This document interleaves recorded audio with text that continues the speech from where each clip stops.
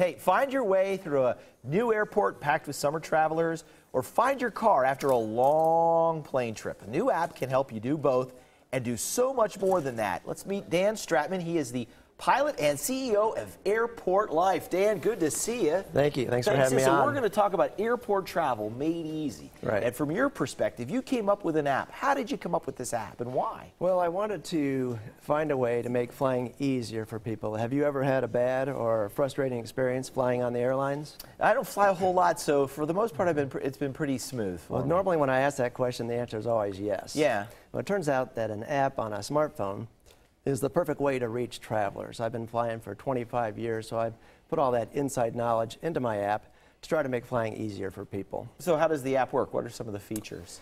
Well, have you ever come back from a long trip and forgot where you parked your car? Oh, absolutely. Yeah. Every time I do that, it seems to be raining at night for some reason. Or snowing. So we put a feature in the app called Where's My Car? Okay. You can use the GPS in the phone and the camera in the phone to precisely locate your car before you go into the airport. So now when you come back, it's easier to find. Okay. Does it have anything there about like airline delays or changes in your flight, things of that nature? Yes. I've seen people that'll go out to gate A1, say for example, just to find out that their flight now goes out of F99.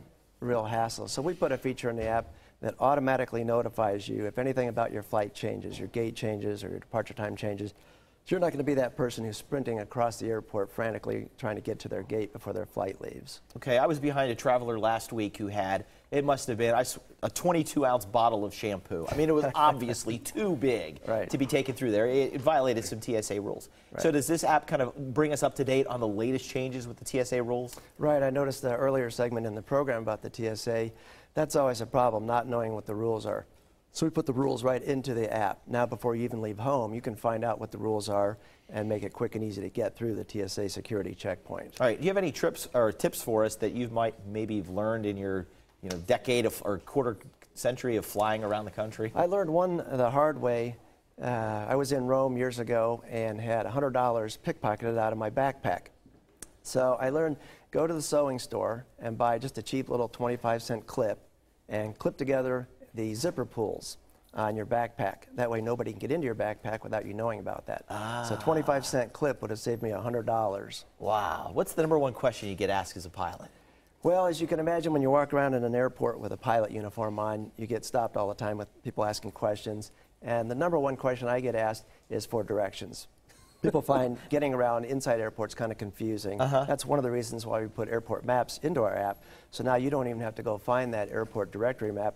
It's right there in the palm of your hand. Do you really know your way around airports that well that they can ask you directions? As long as I've been flying, yes. Oh, really? It's very easy for me. I've been to every airport that there is many, many times. Okay. But I know people like yourself or other people don't fly as often, so an airport map right there on the app is really helpful. All right. Has anybody ever complained to you about their flight being canceled or delayed?